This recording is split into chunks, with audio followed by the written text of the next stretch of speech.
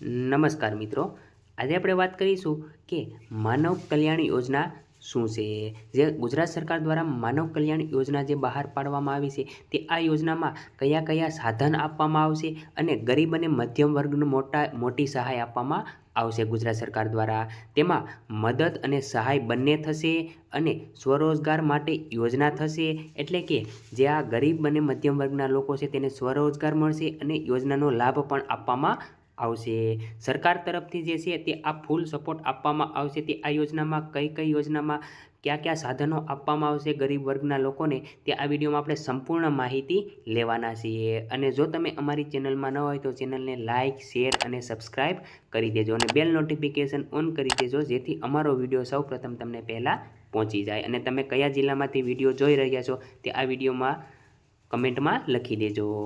તો વાત કરીએ આપણે યોજનાની પાત્રતા શું છે। તો યોજનાની પાત્રતા જે છે તે પહેલું જે છે તે ઉંમર 18થી 60 વર્ષના લોકો, ગરીબ લોકો જે છે, મધ્યમ વર્ગના લોકો 18 વર્ષથી 60 વર્ષના લોકો આ ફોર્મ ભરી શકે છે।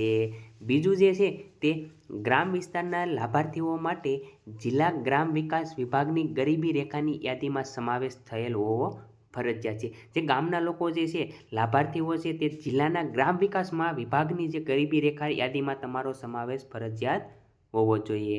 અને તેમાં 0થી 16નો સ્કોર ધરાવતા લાભાર્થીએ આવકનો દાખલો રજૂ કરવાનો રહેતો નથી। એટલે કે જે પણ લાભાર્થી જે આ ફોર્મ ભરશે ઓનલાઈન, તેને 0થી 16 નંબરનો સ્કોર હશે તેને આવકનો દાખલો રજૂ કરવાનો રહેશે નહીં। આગળ ત્રીજું જે વાત કરીએ તો અરજદારના કુટુંબની વાર્ષિક આવક 6 લાખ રૂપિયા સુધી હોવી જોઈએ। એટલે કે જે પણ અરજદાર ફોર્મ ભરે છે તેની વર્ષની આવક 6 લાખ રૂપિયા સુધીની હોવી જોઈએ। જો વધારે હશે તો પણ આ લાભની પાત્રતા રહેશે નહીં। આગળ વાત કરીએ તો તે અંગેના તાલુકા મામલતદાર અથવા નગરપાલિકા ચીફ ઓફિસર અથવા મહાનગરોમાં મહાનગરપાલિકા અધિકૃત અધિકારીનો આવકનો દાખલો રજૂ કરવાનો રહેશે।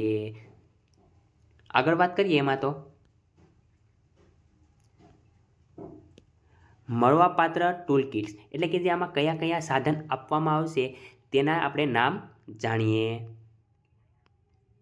પહેલું જે છે તેની વાત કરીએ તો દૂધ દહીં વેચનારને જે પણ આ ટૂલ કિટ આપવામાં આવશે તે પહેલી ટૂલ કિટ છે, દૂધ દહીં વેચનાર આ ફોર્મ માટે ફોર્મ ભરી શકે છે। બીજું જે છે તે ભરતકામ માટે પણ આનું ફોર્મ ભરી શકે છે, એટલે કે સિલાઈ મશીન આપવામાં આવશે જો તમારું નામ દાખલ જો ઓનલાઈન નામ આપવામાં આવશે તો।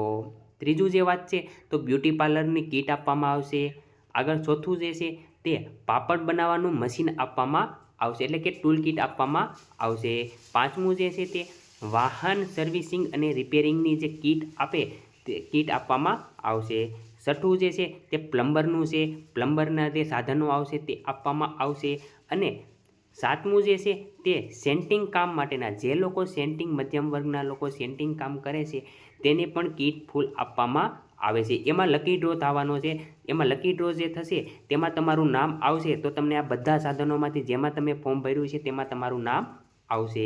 અને જે આઠમું જે છે તે ઇલેક્ટ્રિક એપ્લાયન્સિંગ રિપેરિંગ, એટલે કે ઇલેક્ટ્રિકની ફૂલ જે કીટ આપે તે આપવામાં આવશે। અને તમારા જિલ્લાના સ્તરે તમારો આ લકી ડ્રો થવાનો છે અને તેમાં તમારું નામ આવશે। જો મિત્રો તમને આ વિડીયો પસંદ આવ્યો તો ચેનલને એક સબસ્ક્રાઈબ કરી દેજો। જય હિન્દ, જય ભારત।